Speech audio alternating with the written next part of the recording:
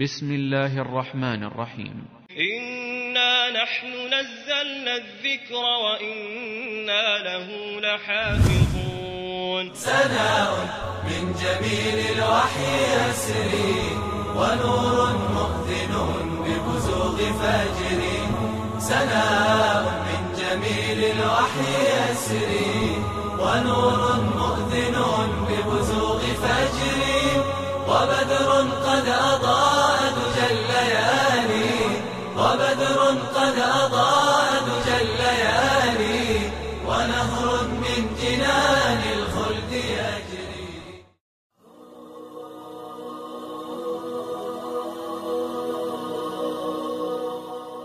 С именем Аллаха, милостивого и милосердного. Местом ниспослания Корана была Аравия, которая известна под названием Аравийский полуостров. Коренные жители называли ее Аравийским островом. Аравийский полуостров расположен на юго-западе Азии. Он имеет продолговатую форму. Он омывается с 3 сторон. С западной – Красным морем, с востока – Персидским или Аравийским заливом, а с юга – Аравийским морем, которое является частью Индийского океана. С севера Аравийский полуостров достигает Иракской пустыни и местности Шам, которая занимала территории современной Сирии, Палестины и части Иордании. На Земле нет ни одного другого полуострова, который был бы близок по величине к Аравийскому полуострову. Его площадь достигает 3 миллионов квадратных километров. На этой земле арабы проживали еще до прихода ислама. Она является их исторической родиной, поэтому эта земля и носит название Аравийский остров или полуостров. Большая часть этой земли – пустыни, которые покрывают приблизительно 2,6 миллионов квадратных километров от общей площади. Большую часть севера полуострова занимает пустыня Эн-Нуфут с красными и белыми песками, которые ветер превращает в дюны и барханы. Высота некоторых дюн порой достигает 150 метров.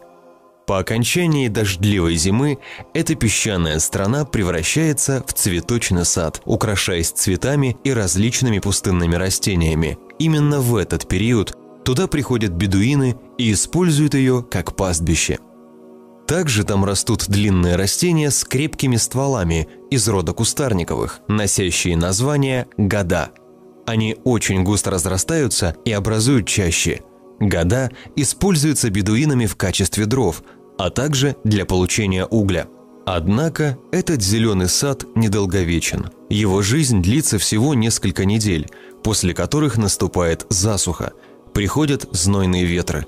Они уничтожают цветущие растения. В апреле там бушуют западные и восточные знойные ветры. В летние месяцы они сжигают пустыню так, что она становится похожей на ад. К югу от пустыни Эн-Нуфут распростерлась еще одна пустыня – Ад-Дехна. Она занимает широкое пространство и состоит в основном из красных песков. Начинается она от пустыни Эн-Нуфут с северной своей стороны и простирается до государств Оман и Йемен с южной. На ней располагаются гряды барханов, которые перемещаются ветрами. В некоторых ее районах иногда проливаются сезонные дожди, после чего появляются растения. Однако вскоре они засыхают. По причине сухости, песчаных бурь, отсутствия пастбищ и воды, из-за дневного зноя, который очень сложно пережить, люди не проживают на большей части территории пустыни. Они приспособились жить только в некоторых местах, которые расположены на возвышенностях, где есть вода и выпадает достаточное количество осадков. На таких местах обитают растения, и бедуины находят здесь пастбища для своих животных. Южную часть этой пустыни современные географы называют Руб-аль-Хали, дословно с арабского «пустынная четверть». Так она прозвана из-за того, что там не проживают люди. Она занимает треть южной части Аравийского полуострова, имеет 1000 километров в длину и 500 километров в ширину. Есть еще один вид пустынь, которые часто встречаются на западе и в центре Аравийского полуострова. Они представляют собой песчаники, покрытые лавой вулканов, и по-арабски называются Аль-Хара. Подобные пустыни образовались вследствие деятельности старых вулканов. Они состоят из кратеров и продуктов вулканической деятельности. По подобным землям очень сложно передвигаться, поскольку там много остроконечных камней. Из-за этого люди мало используют эти земли и оставляют их, переселяясь на другие территории. Однако некоторые части этих каменистых местностей вулканического происхождения известны своей плодородностью из-за большого количества природных источников. Кроме этих пустынных местностей, на полуострове есть и горные цепи. Например, Ас-Сарауат – эта горная цепь идет от Шама до Йемена параллельно Красному морю. Некоторые ее вершины очень высоки, и на них выпадают снега. Однако уже вблизи Мекки они становятся максимально низкими для этой горной цепи, а далее рельеф повышается к Йемену, где горы вновь становятся высокими. Между этими горными цепями и Красным морем имеются узкие прибрежные равнины. Эти равнины называются Тихама и в основном представляют собой влажные жаркие территории. Некоторые из них неблагоприятны для здоровья человека. От Йеменских гор отделяются другие горные цепи. Они простираются на восток параллельно берегу Аравийского моря, Индийского океана и достигают Омана, где расположена вершина Зеленой горы, которая достигает 3000 метров. До прихода ислама Аравийский полуостров условно был разделен на 3 части по степени развития цивилизованности. Этому способствовали его географическое расположение и рельеф. Южная часть, Йемен, на сегодняшний день на этой территории расположены Йемен, Оман и юг Саудовской Аравии. Северная часть Аравийского полуострова, которая соседствует с Ираком и Шамом, и центральная часть, охватывающая Мекку и Медину и называемая Хиджазом. Первая часть – Йемен. Благодаря длинным берегам, протянувшимся вдоль Персидского залива и Индийского океана и множеству морских портов, эта местность стала центром транзита товаров из Индии и соседних стран в Шам, а затем в Египет и Европу. Также подобное географическое расположение способствовало соприкосновению с персидской цивилизацией, которая господствовала тогда в странах Персидского залива, и с византийской цивилизацией, иногда напрямую, но зачастую посредством действия их наместников в странах Африки – негусов, Хабаша. Также эти территории, по сравнению с другими землями Аравийского полуострова, были очень плодородными. В итоге все это способствовало становлению на этой земле нескольких государств и правлений. Некоторые из них образовались еще до нашей эры. Например, государство Аль-Майния, химьярское правление, а также государство Саба, о котором упоминается в Коране.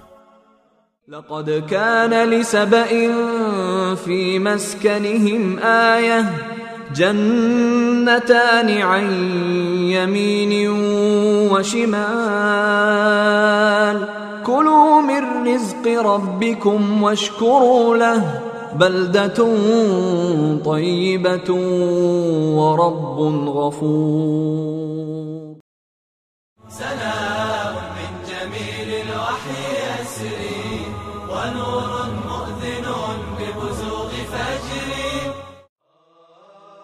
Эта местность известна возделыванием земли и строительством плотин. В истории очень известна плотина Маариб, построенная именно здесь.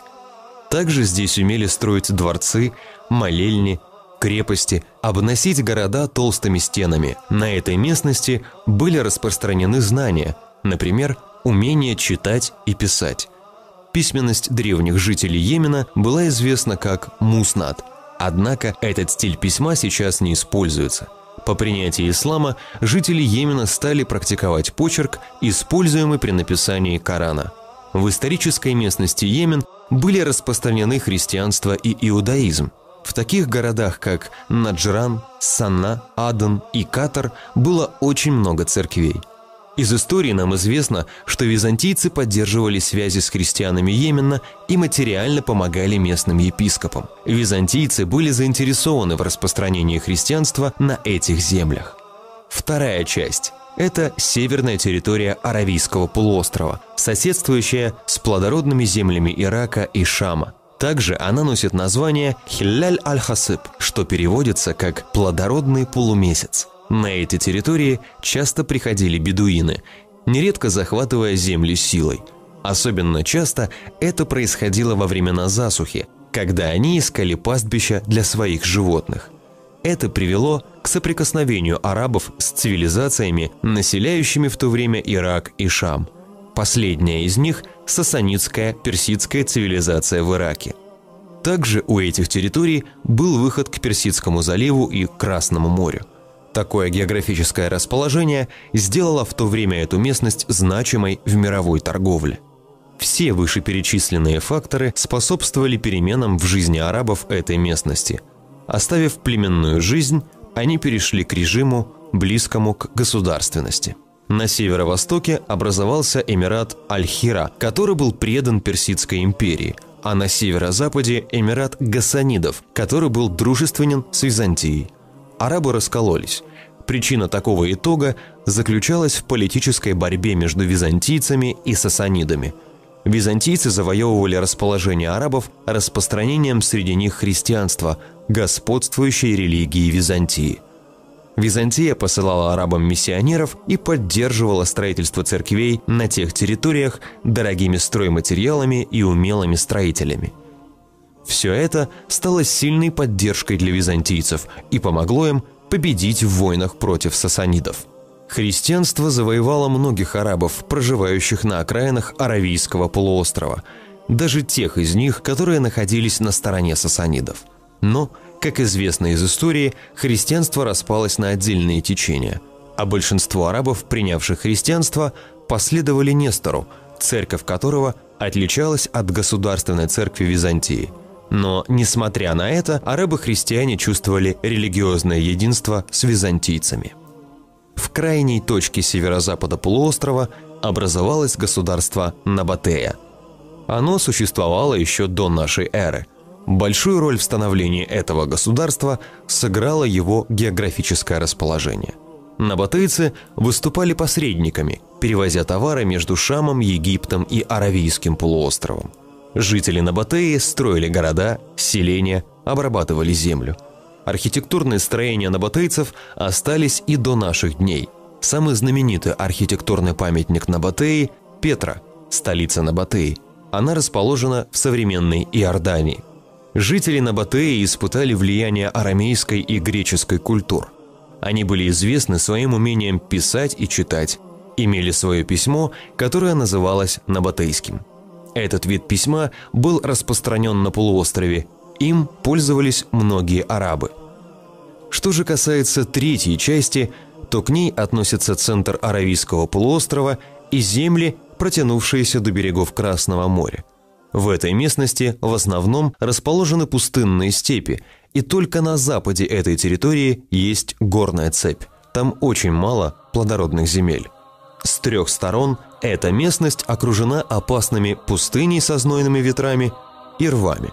Попавший в эту пустыню человек, не являющийся местным жителем, обречен на погибель. На таких территориях нет ориентиров, помогающих путникам найти дорогу. Нет лесов и воды, спасающих заблудившихся людей от гибели. Эта пустыня была подобна стражникам, охраняющим территории от жаждущих наживы жителей соседних империй. Воины Византии опасались пересекать ее границы. Да и Византия не видела в ней ничего, что побудило бы ее приложить серьезные усилия к завладению желаемым. Эта пустыня помогла местным жителям сохранить свои обычаи и язык, содействовала их изоляции от внешнего мира. Таким образом, положительное или отрицательное воздействие культур соседних империй на них было слабым, да и проявление его было заметно лишь на некоторых людях, но не на обществе в целом. Пустыня вынудила большинство проживающих на ней арабов жить жизнью бедуинов. Последние переселялись со своими палатками в поисках пастбищ для верблюдов, смирившихся с суровостью окружения, и для небольших стад овец. Что же касается лошадей, то у бедуинов их было очень мало. Это все имущество, которым мог владеть бедуин. Старейшины бедуинских племен могли обладать сотнями верблюдов, а обычные бедуины могли не иметь ни одного. Среди бедуинов был распространен и другой метод добычи пропитания – охота на антилоп, газелей и горных козлов. Но если засуха усиливалась, то многие люди переходили на закон джунглей, воевали друг против друга, чтобы утолить голод, или обворовывали караваны, путешествующие между югом и севером полуострова. Бедные представители бедуинских племен пытались выжить, занимаясь разбоем. Такова была жизнь бедуинов. Она протекала между поисками пастбищ для скота, охотой на животных или имущество других людей. Суровая жизнь в пустыне взрастила в них щедрость. Богатый давал милостыню бедным, а в период засухи резал своих верблюдов, чтобы спасти свое племя от смерти. Или же готовил пищу для своих гостей, останавливающихся у него. Бедуины каждую ночь разводили костры на окружающих их горах и барханах, чтобы заблудившиеся в пустыне люди смогли найти путь. И если путешественники приходили к ним, то бедуины предоставляли им безопасный приют, даже врагам. В стихах бедуины часто с гордостью упоминают эти костры и то, что их собаки уже не лают на чужих, поскольку привыкли к большому числу посетителей. Многие из бедуинов стали известны своей щедростью. Среди них большим почетом обладала верность. Арабы чтили договоры и не нарушали их, несмотря ни на что. Их любовь к человеческой верности была настолько сильной, что если человек нарушал свое слово или предавал, они поднимали знамя позора для такого человека на собраниях и рынках. Такого человека постигал вечный позор. Арабы восхваляли все черты, свидетельствующие о величии и благородстве человека. Ничто не было им так ненавистно, как унижение и бесчестие. Даже малый намек на это вызывал у них гнев. Однако особенности характера бедуинов привели к началу войн между племенами. Причина возникновения конфликтов, жертвами которых становились многие сыновья племени, иногда были банальными.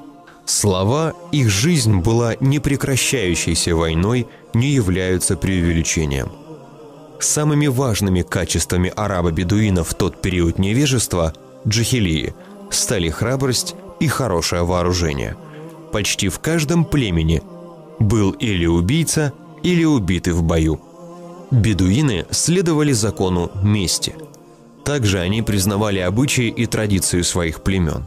Эти люди были чрезмерно преданы своему племени и поддерживали его до конца, даже в ситуациях, где оно занимало неверную позицию. В этом обществе были распространены такие пороки, как распитие спиртного, азартные игры, прелюбодеяние, убийство детей из опасения бедности или убийство девочек вследствие боязни за их будущее. Большинство арабов, проживающих на этой территории, были язычниками и многобожниками, верящими, что божественная сила есть у звезд, деревьев или скал. Они поклонялись идолам. Наряду с поклонением идолам они верили, что Аллах – Господь всего и превыше всего.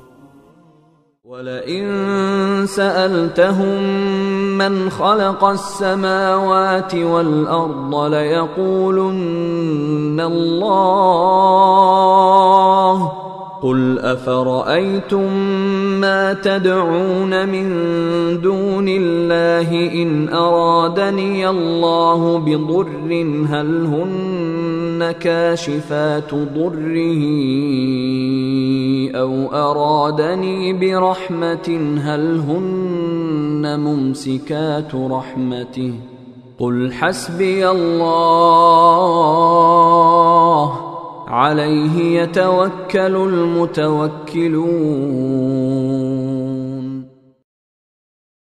سلام من جميل الوحي يسري ونور مؤذن ببزوغ فجري.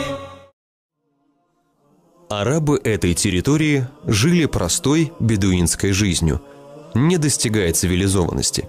Их знания приобретены на личном опыте, а не из книг, и охватывали только окружающую действительность. Например, они знали астрономию. Они были вынуждены искать знания о звездах и очень внимательно следили за небом. Эти знания не были приобретены методическим путем. Выдающийся языковед Джахис сказал: «Арабы знали, как ориентироваться по звездам, и предполагали, что могут предугадывать по ним дождь. Потому что человек, находящийся на пустынной равнине, где нет ориентиров и никаких указателей, и преодолевающий по ней огромное расстояние, вынужден искать то, что спасет его и выведет на верный путь. Из-за того, что бедуин нуждался в дождях, избегал засухи, держался за жизнь, ему были необходимы знания о дожде. Он не видел над собой ничего, кроме неба и звезд, двигающихся по нему, сменяющих друг друга или остающихся неизменными, двигающихся группами или в одиночестве. Как-то одну бедуинку спросили: «Есть ли у тебя знания о звездах?» Она ответила: «Пречист Аллах! Разве не буду я знать силуэты, находящиеся надо мной каждую ночь?»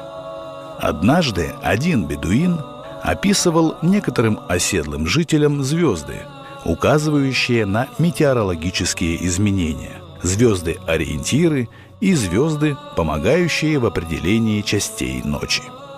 Один из присутствующих сказал другому: «Разве ты не видишь, что этот бедуин знает о звездах то, о чем нет знания у нас?» На что тот ответил: «Кто же не будет знать столбов своего дома?» Подобные высказывания историков имеются и о познаниях бедуинов в медицине. Они приобрели эти знания эмпирическим путем. Они использовали прижигание и знали пользу некоторых растений. Но среди их знаний было много недостоверных сведений. Их методы лечения не опирались на научные законы. Знаменитый историк Ибн Халдун сказал: «Медицина у бедуинов в преобладающем большинстве основывалась на несовершенных опытах. Их знания по медицине передавались из поколения в поколение, от живых представителей старшего поколения. Возможно, некоторые из этих познаний верны, однако они не соответствовали научным законам. У арабов часто встречалось подобное врачевание». Отдельное внимание они уделяли физиогномике и изучению следов, оставленных на земле или песке. Эти познания бедуины приобрели, так как нуждались в них. Они проживали в безгорной пустыне и с помощью подобных знаний могли найти заблудившегося человека или преследовать своих врагов, посягающих на семьи в их отсутствие. Все их знания были элементарными, поскольку большинство жителей этой территории были бедуинами, а не людьми научной мысли. Бедуины были слабы в определении связи между действием и его причиной. Люди не углублялись в исследование происходящего. Это привело к широкому распространению среди них веры в дурные предзнаменования, гаданию по полету птиц и по стрелам. В этом беспросветном невежестве, которое покрывало жизнь арабов до ислама, было два проблеска света. Первый из них – это вышеупомянутые нравственные качества, которые ценились среди арабов и были им любимы. Второй же – это богатство языка, на котором они говорили. Арабы, проживающие в этой местности, достигли высокой степени красноречия.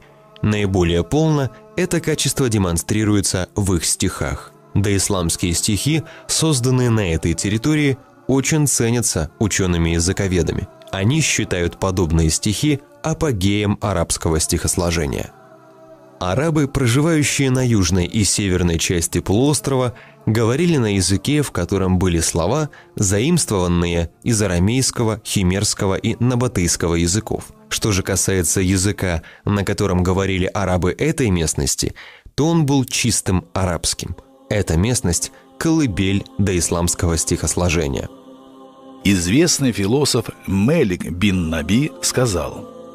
У каждого народа есть своя страсть, увлечение, к которому он прилагает свои созидательные таланты и которое согласуется с его натурой.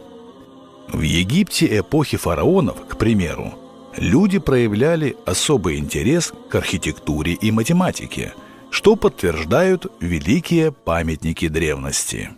Древние греки увлекались красивыми скульптурами, плодами творчества Фидия, а также логикой и философией, в которых проявился талант Сократа.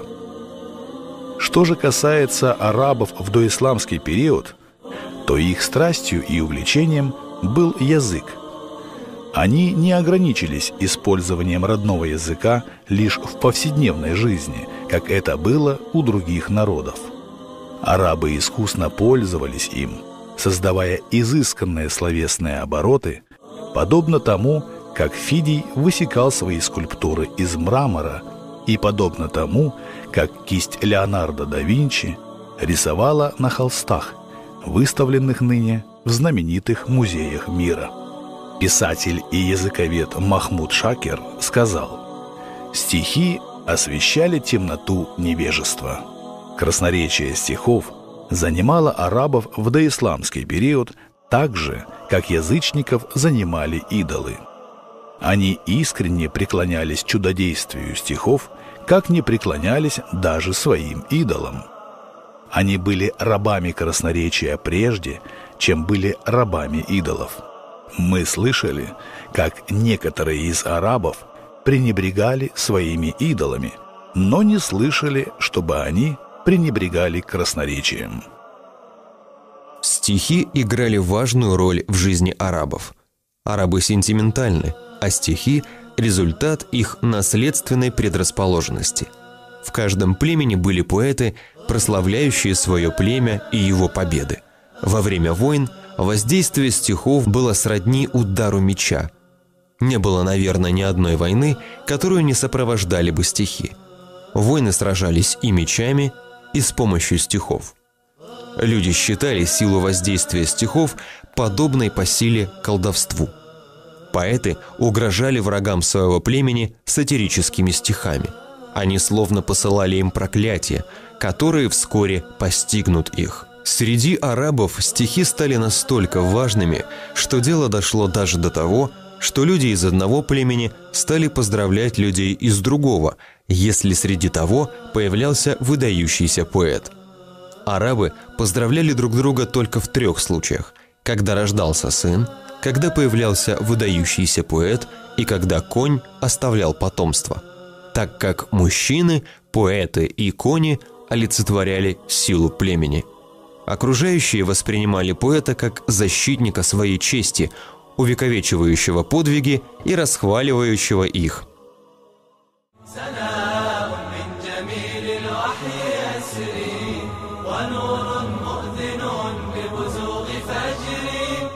Таковым положение арабов оставалось до начала пророчества Мухаммада, да благословит его Аллах и приветствует. И, как мы упоминали ранее, не все, но большинство людей этой территории были бедуинами.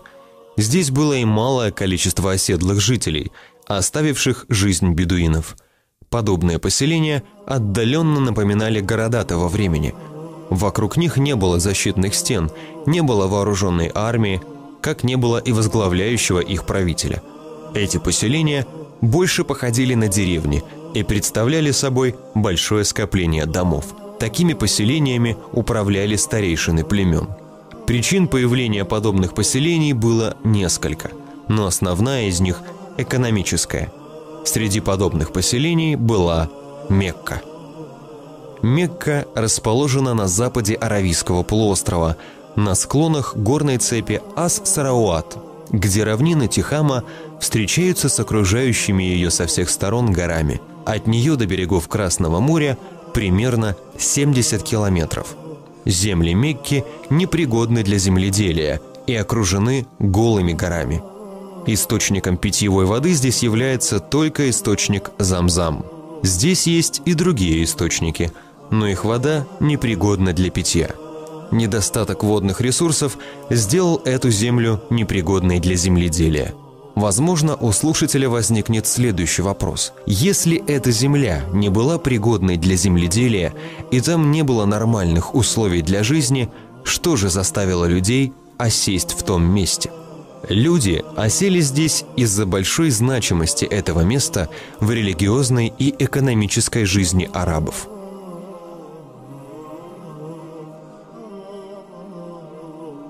Образование Мекки непосредственно связано с Каабой. Забота арабов о Каабе, ее возвеличивание, совершение к ней паломничества – основные причины образования этого города и его развития. ربنا إني أسكنت من ذريتي بواد غير ذي زرع عند بيتك المحرم ربنا ليقيموا الصلاة فاجعل أفئدة من الناس تهوي إليهم وارزقهم من الثمرات لعلهم يشكرون. Арабы передавали друг другу из поколения в поколение знания о том, что Каабу построили Авраам и Измаил. Мир им. وإذ يرفع إبراهيم القواعد من البيت وإسماعيل ربنا تقبل منا إنك أنت السميع العليم. Также Коран извещает нас о том, что Кааба почиталась арабами со дня ее основания. وإذ بوأنا لإبراهيم مكان البيت ألا تشرك بي شيئا وطهر بيتي للطائفين والقائمين والركع السجود. سلام من جميل الوحي يسري ونور مؤذن